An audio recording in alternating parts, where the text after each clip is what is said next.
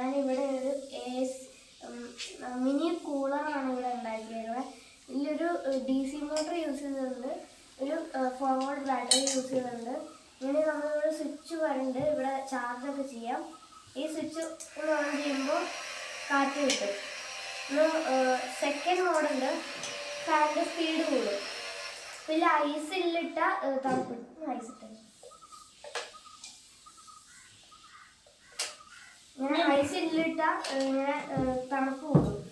ഇങ്ങനെ നമ്മൾ അത്യാവശ്യം നല്ല തണുപ്പ് കിട്ടുന്നുണ്ട്. സെക്കൻഡ് മോഡ് ഇട്ടാൽ കുറച്ചും കൂടെ നല്ല പവർ കിട്ടുന്നുണ്ട്.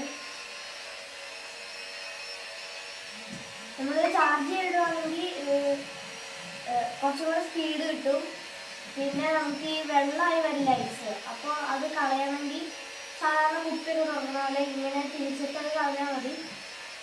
ഇതിൽ കൂടെയാണ് കാറ്റ് വരുന്നത്. ഇതിൽ കഴിഞ്ഞാൽ കുറച്ചും കൂടെ കാറ്റ് കിട്ടും.